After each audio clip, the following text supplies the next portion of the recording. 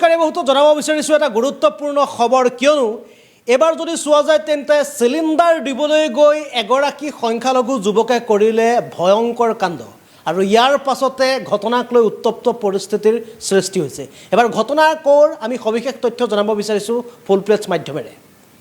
আৰু এই মুহূৰ্তত জনাব বিচাৰিছোঁ এই বিশেষ খবৰটো, চিলিণ্ডাৰ দিবলৈ আহি মহিলাৰ সৈতে অপকৰ্ম কৰিলে মুজাৰফ আলীয়ে।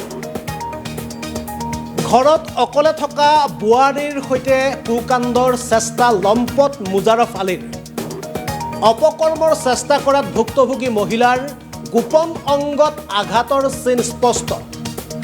ঘৰত সোমাই মহিলাৰ মুখত সোপা দি বলপূৰ্বক কুকাণ্ড কৰাৰ চেষ্টা।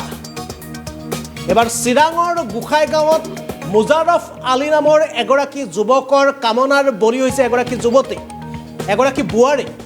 গেছ চিলিণ্ডাৰ দিবলৈ গৈ কুকাণ্ডৰ চেষ্টা কৰিলে যুৱকগৰাকীয়ে। বিজনী আৰক্ষীয়ে ইতিমধ্যে আটক কৰিছে লম্পট মুজাৰফ আলীক আৰু লম্পট মুজাৰফক কঠোৰ শাস্তি প্ৰদানৰ দাবীৰে ভুক্তভোগী মহিলাৰ পৰিয়ালৰ এতিয়া এজাহাৰ দাখিল কৰা হৈছে। আৰু চিলিণ্ডাৰ দিবলৈ আহি এইবাৰ অপকৰ্ম সংঘটিত কৰিলে মুজাৰফ আলী নামৰ এগৰাকী যুৱকে। ঘৰত অকলে থকা বোৱাৰীৰ সৈতে কুকাণ্ডৰ চেষ্টা লম্পট মুজাৰফ আলী। অপকৰ্মৰ চেষ্টা কৰাত ভুক্তভোগী মহিলাৰ গোপন অংগত আঘাতৰ চিন স্পষ্ট। ঘৰত সোমাই মহিলাৰ মুখত সোপা দি বলপূৰ্বক কুকাণ্ড কৰাৰ চেষ্টা এবাৰ মুজাৰফ আলী নামৰ এগৰাকী যুৱকৰ। আৰু এই ঘটনা সংঘটিত হৈছে বিজনীত, আৰু বিজনী আৰক্ষীয়ে ইতিমধ্যে আটক কৰিছে মুজাৰফ আলী নামৰ লম্পট যুৱকগৰাকীক। লম্পট মুজাৰফক কঠোৰ শাস্তি প্ৰদানেৰে এতিয়া ভুক্তভোগী পৰিয়ালে কাষ চাপিছে আৰক্ষীৰ। আৰু ৰাজ্যত বিগত সময়ত দেখা পোৱা গৈছে যে এনেধৰণৰ কুকাণ্ডৰ যি ঘটনা, এই ঘটনা অতিমাত্ৰা হাৰত বৃদ্ধি পাইছে। উজনিৰ পৰা নামনি, নামনিৰ পৰা মধ্য অসম সৰ্বত্ৰে এনেধৰণৰ কুকাণ্ড ঘটনা সংঘটিত হোৱাৰ পাছতো অসম চৰকাৰ আৰু অসম আৰক্ষীয়ে কঠোৰ স্থিতি গ্ৰহণ কৰাৰ পাছতো যেন একাংশ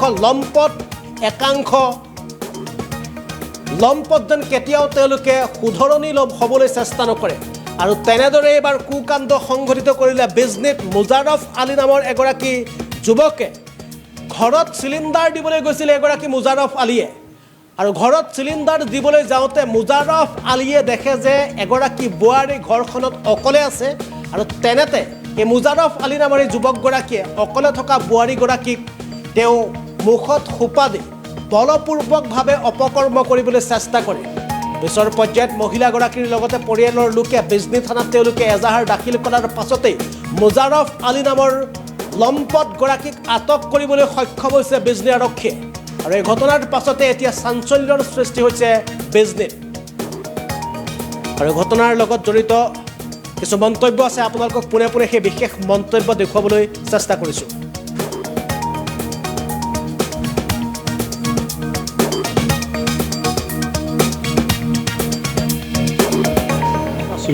কামত যাওঁতে তাৰমানে ঘৰত গেছ শেষ হৈছে। শেষ হোৱাৰ পিছতে তাৰমানে মই দোকানী এটা ক'লোঁ, বোলে ই ৰিক্সাত এটা গেছ পঠাই দিবি। মই পইচা পাতি দি কেনে ক্লিয়াৰ দি মই আকৌ কামত গৈছোঁ। ওচৰতে কাম কৰি আছিলোঁ।